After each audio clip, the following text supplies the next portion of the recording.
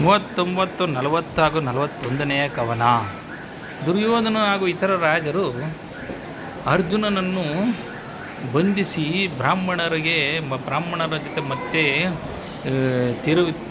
ಮತ್ತೆ ತಿರುಗಿ ಊಟ ಮಾಡಲಿ ಹಾಗೂ ದ್ರೌಪದಿಯನ್ನು ನಾವು ವಶಪಡಿಸಿ ನಮ್ಮ ಮನೆಗಳಲ್ಲಿ ಕೂಡಿ ಹಾಕಬೇಕು ಎಂದು ಮಾತನಾಡಿಕೊಳ್ಳುವ ಈ ದೃಶ್ಯಗಳು.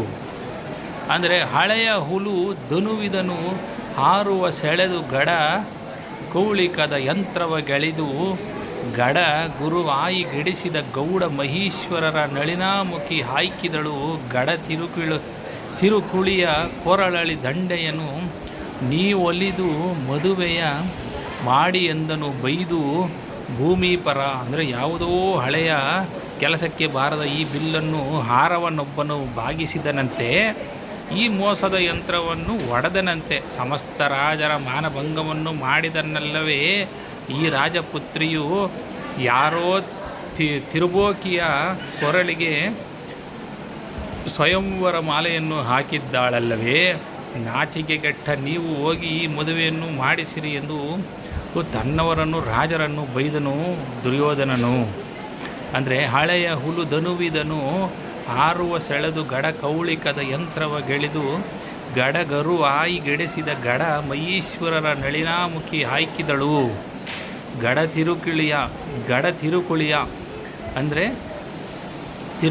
ತಿರುಕುಳಿಯ ಕೊರಳಲಿ ದಂಡೆಯನ್ನು ನೀ ಒಲಿದು ಮದುವೆಯ ಮಾಡಿ ಎಂದರೆ ಬೈದು ಭೂಮಿ ಪರ. ಬಂಡರೋ ನೀವು ನೆರೆದ ಧರಣಿ ಮಂಡಲೇಶ್ವರರ ಅಕಟ, ನಿಮ್ಮಯ ಹೆಂಡಿರನು ಬಳುವಳಿಯ ಕೊಡಿ ಹಾರವನ ಹೆಂಡತಿಗೆ ಗಂಡುಗಲಿಗಳ ನಿಬ್ಬರ ಕಂಡು ಉಪೇಕ್ಷಿಸಿ ಯಾಚಕನ ಕೈಕೊಂಡಳಿ ಅದಕ್ಕೇನುಂಟು ಮನದಲ್ಲಿ ವಾಸಿ ನಿಮಗೆಂದ. ಅಂದರೆ ಇಲ್ಲಿ ಸೇರಿರುವ ಸಮಸ್ತ ರಾಜರೇ, ನೀವು ಬಂಡರು, ನಾಚಿಕೆಗಟ್ಟ ಬಂಡರು, ಈ ಆಹಾರವನ್ನು ಹೆಂಡತಿಗೆ ನಿಮ್ಮ ಹೆಂಡಿರನ್ನು ಬಳುವಳಿಗೆಯಾಗಿ ಕೊಡಿರಿ, ಉಡುಗೊರೆಯಾಗಿ ಕೊಡಿರಿ. ವೀರರಾದ ಇಷ್ಟು ಜನ ನಿಮ್ಮನ್ನು ಕಂಡು ತಾತ್ಸಾರದಿಂದ ಉಪೇಕ್ಷೆ ಮಾಡಿ ದ್ರೌಪದಿಯ ತಿರುಪೆ ಎತ್ತುವವನನ್ನು ಕೈ ಹಿಡಿದಳು. ನಿಮ್ಮ ಮನಸ್ಸು ಏನು ಹೇಳುತ್ತದೆ? ಸ್ವಾಭಿಮಾನ ಎತ್ತ ಹೋಯಿತು ಎಂದು ದುರ್ಯೋಧನನು ಹಂಗಿಸುತ್ತಾನೆ. ವಾಸಿಗಳನ ಅರಸುವಡೆ ದೃಪದನ ಮೀಸಳ ಗಡಗನು ಹದ್ದು ಕಾಗೆಗೆ ಸೂಸಿ ವಿಪ್ರನ ಬಡಿದು ಬಿಡುವುದು ಮತ್ತೆ ತಿರಿದುಣಲಿ. ಆ ಸರೋಜಾನನೆಯ ನಮ್ಮ ವಿಳಾಸಿನಿಯ ವೀದಿಯಲ್ಲಿ ಕೊಡವ ದೈಸಳೆ ಎನಿತನ ಒಡನೆ ಗರ್ಜಿಸಿತು ನೃಪರ ನಿಖರ.